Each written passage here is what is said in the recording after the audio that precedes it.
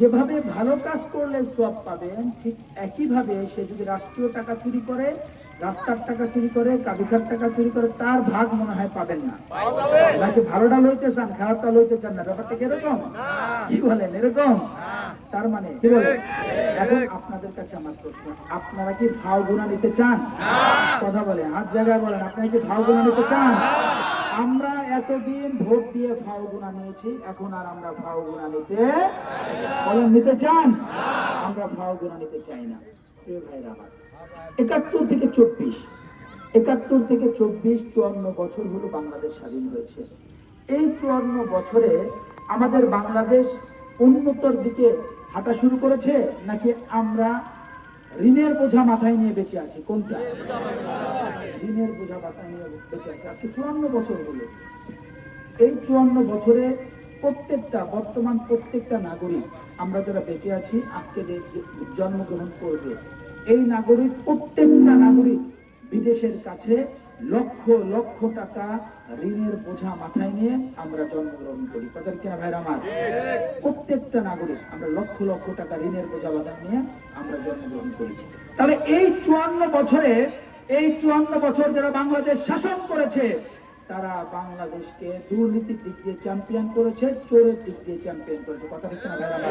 কিন্তু এই সেম টাইমে ৫৪ বছরে বিভিন্ন রাষ্ট্র স্বাধীন হয়েছে। দেখেন, আজকে মালয়েশিয়ার কথা চিন্তা করেন।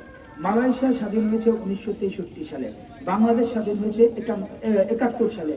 সেম কাছাকাছি সময়ে আমরা কি হয়েছে, স্বাধীন হয়েছি। বলেন তো, বাংলাদেশ থেকে আমাদের ভাইরা মালয়েশিয়ায় কাজ করতে যায়, না মালয়েশিয়া থেকে বাংলাদেশে কাজ করতে আসে? কথা বলেন, মালয়েশিয়া থেকে আসে না আমাদের দেশ থেকে যায়? তাহলে উন্নত রাষ্ট্র কোনটা? তাহলে মারা কিভাবে উন্নত রাষ্ট্র হলো, আমরা কেন দুর্নীতিগ্রস্ত এবং ঋণের রাষ্ট্র হলাম? এটা কি আপনাদের প্রশ্ন জাগে না?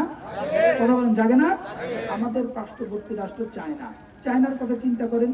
চায়নাতে আজ থেকে ৪৭ বছর আগে চায়নার নাগরিক ভাত পেত না, খাবার পেত না, তারা অর্ধহারে এবং অনাহারে ছিল।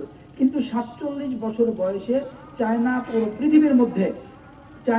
পৃথিবীর মধ্যে অর্থনীতি, সমরনীতি, বাণিজ্য, বিভিন্ন দিক থেকে তারা আমাদের চেয়ে উন্নত না নিম্নে? কথা বলেন। শুধু তো আমার দেশ, পুরো পৃথিবীর মধ্যে বিজনেসের ইন্টারন্যাশনাল কানেকশন হাব হিসাবে পুরো পৃথিবীর মধ্যে চায়না টপ পজিশনের জায়গায় আছে। কথা ঠিক না ভাই?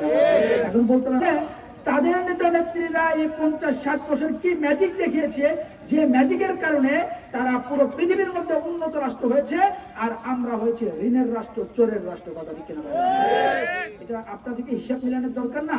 প্রিয় ভাইরা আমার, তারা কি করেছে ওই সময়, আজ থেকে ৫০ বছর আগে যারা চায়না, মালয়েশিয়া নেতৃত্ব দিয়েছে, তাদের নেতা নেত্রীরা ছিল দেশপ্রেমিক, জনগণকে ভালোবেসেছে, জনগণের জন্য কাজ করেছে, জনগণকে উন্নয়ন, স্কিল ডেভেলপমেন্ট করেছে।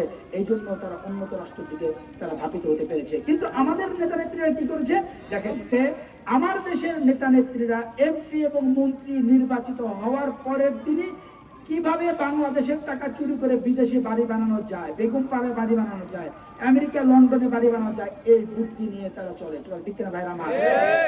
কারণ কি, ওই যে আপনারা পায়জামা বানান চেন দেন, প্যান্ট বানান চেন দেয়, ওরা চুরি করবে, রাষ্ট্রের টাকা চুরি করবে, পরবর্তী ৫ বছর ক্ষমতায় আসতে পারবে না, এই জন্য পলানের জন্য তারা বিদেশে বাড়ি বানায়। কথা ঠিক না?